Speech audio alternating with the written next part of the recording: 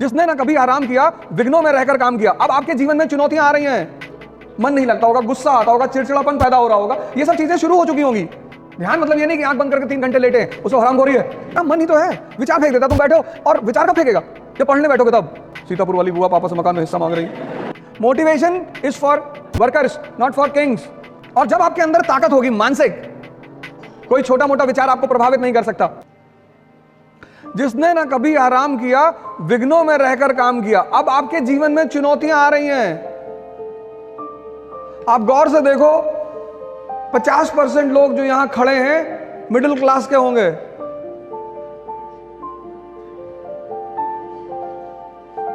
अगर बहनें हैं घर में तो उनका विवाह करना है, आपको नौकरी लेनी है। अब आप गौर करो, एक बहुत भयंकर चीज आपके जीवन में आनी शुरू हो चुकी है, चुनौती। जिसने ना कभी आराम किया, विघ्नों में रहकर काम किया। जीवन में विघ्न जब आते हैं, सोते से हमें जगाते हैं। कैसे? मन को मरोड़ते हैं पल पल। आप देखो कितने परेशान रहते होंगे, अनरेस्ट में रहते होंगे, मन नहीं लगता होगा, गुस्सा आता होगा, चिड़चिड़ापन पैदा हो रहा होगा, ये सब चीजें शुरू हो चुकी होंगी। अगर आप अपने जीवन को इंट्रोस्पेक्ट अभी करो, ये वही दौर है आपका, सब इससे गुजरते हैं। मन को मरोड़ते हैं पल पल। आप सोचो, जब आप 4-5 लोग रहते हो तो आप रिलैक्स रहते हो, जैसे आप अकेले होते होगे आपको बेचैनी शुरू हो जाती होगी। ये चीज इस यहां जितने लोग खड़े उसमें से 80% को होता होगा, गारंटी। आपको बेचैनी, आप चाहते हो कि बाहर निकल जाए, अकेले ना रहें, नींद रात में नहीं आएगी तो आप कहोगे कि रात भर मैं पढ़ता हूं। जब पलटते पलटते थक जाते होगे तब सुबह नींद आती होगी।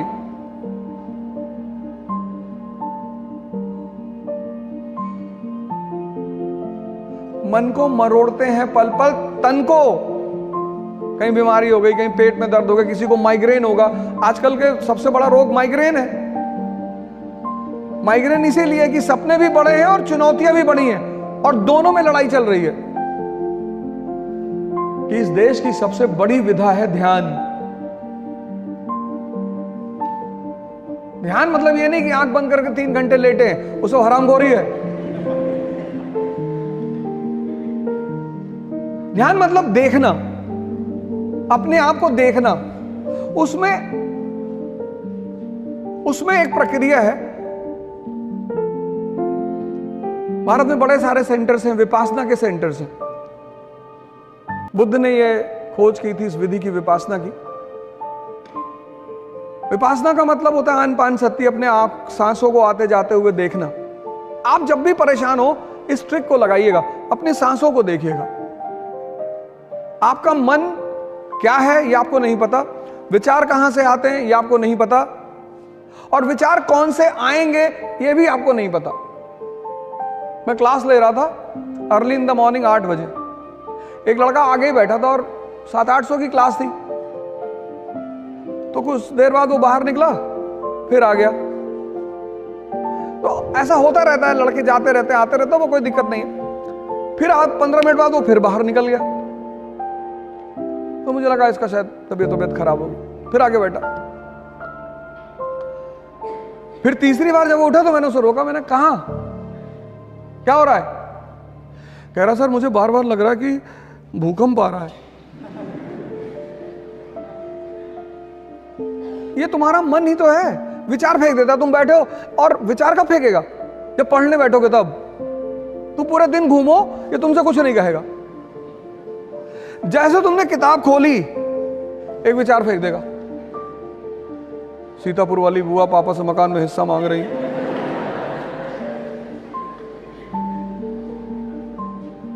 आपने कभी गौर किया इन बातों पे? नहीं किया होगा। ये ध्यान है, उस विचार को देखना कि मांगने दो हिस्सा।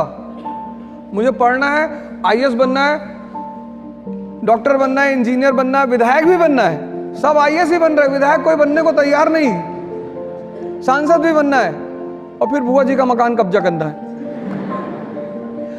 वही जो तुम्हें विचार दे रहा है उसको तुम पलट कर क्यों नहीं दे रहे हो वापस? तुम उसके प्रभाव में आ जा रहे हो, एक्सेप्ट कर ले रहे हो। फिर वो तुम्हें अगले आधे घंटे नचा रहा है और तुम्हारा मन थक गया। मैं सब लोगों से हाथ जोड़कर अपील कर रहा हूं, जोड़ लिया, कि आप सभी लोग ध्यान से जुड़ें। आप सारे लोग ध्यान और योग की शुरुआत करिए।